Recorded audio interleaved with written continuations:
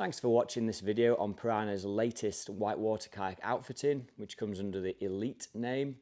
We'll be offering this one in the style of an online cookery video, and it builds on popular systems including Stout, Stout 2, Connect, and looking a little further back, C4S. It won't be news to many of you to know that we're looking at a new ReactR here today, but the outfitting will be present in all new whitewater boats moving forward, including their upcoming freestyle boat. It won't be available as a retrofit option for rippers, scorchers and the like. There's simply too much modification required. There's a lot to discuss, so it'll be interesting to look at each element individually and how it might benefit your paddling. Firstly, the backrest.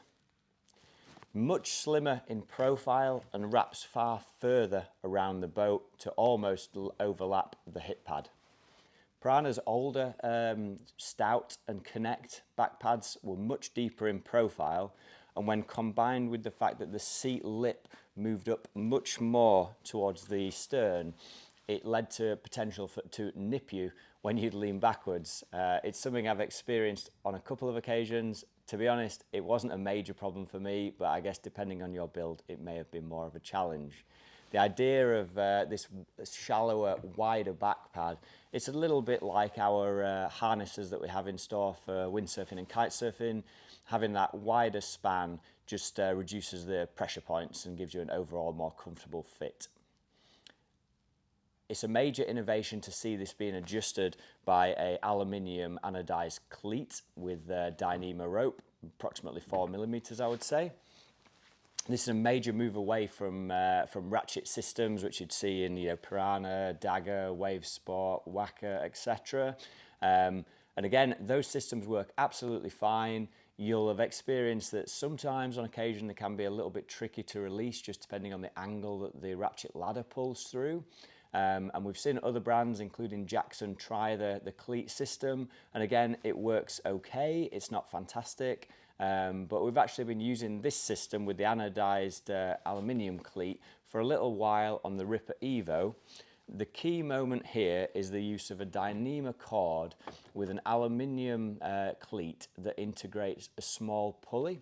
You'll know on a Jackson system, the rope is pulled forwards and then cleated in.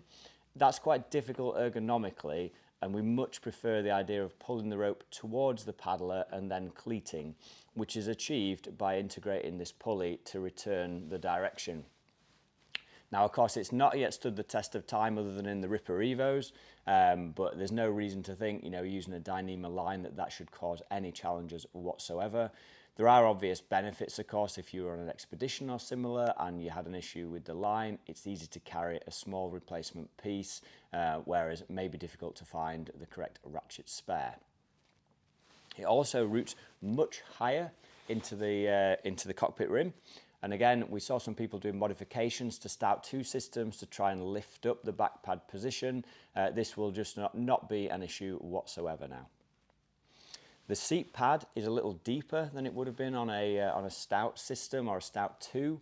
Again, just lifting you up a little bit, but it's very, very lightweight, and you can see the orange detail in here, additional pads under key areas, including your cheekbones and your coccyx. You are able to remove these two screws here and put a shim underneath the pad, which again can elevate the paddler for improved leverage. We've mentioned that the rear of the seat is flatter.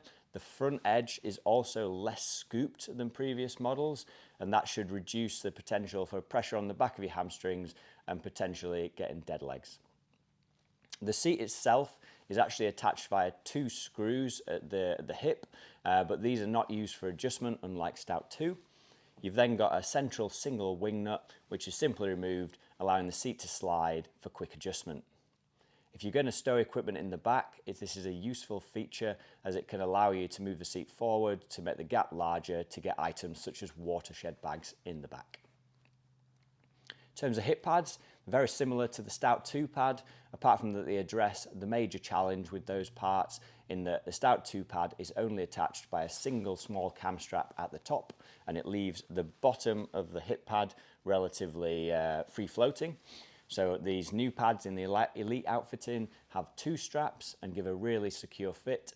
I understand that the foam is also slightly softer and therefore hopefully more comfortable for a wider range of paddlers. In terms of the carrying pad, which you can see here, the carrying pad is again addressing a challenge which we all have with boats. We hate carrying them, we prefer to be on the water, and when you do carry them, either the boat is horrendously weighted towards the bow or the stern, or the side of it feels like a knife sticking into your shoulder, which probably isn't very good for your dry suit. So a lot of people are using sort of aftermarket pads to help with this, or making sure that the boat sits correctly on your shoulder strap of your buoyancy aid to act as padding. But Pyranha trying to help us all. The boat is excellent in terms of weighting, so it's not trying to tip towards the floor or either end when you carry it. It also has a really convenient plastic step-out pillar, so you can hold on to that, makes carrying it really easy. But these pads, again, just giving you a little bit more comfort on the shoulder, and they wrap onto the top of the cockpit rim as well.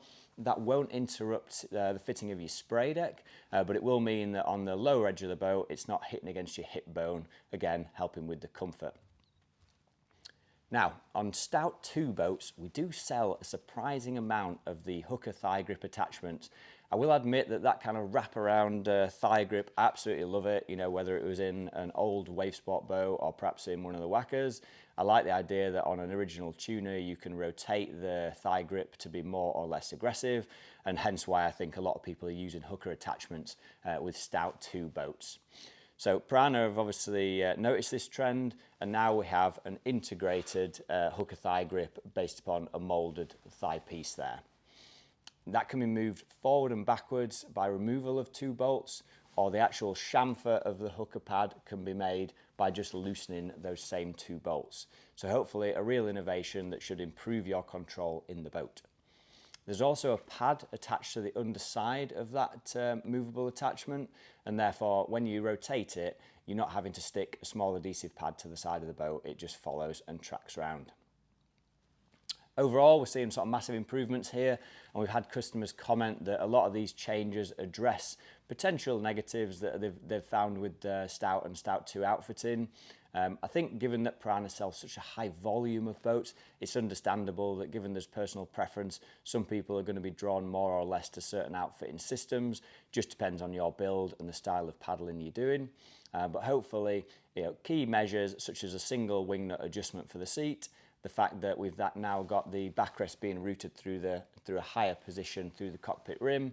I think these are going to be beneficial for all, and the adjustability of it should allow you to create an excellent, comfortable fit for time on the water all day long.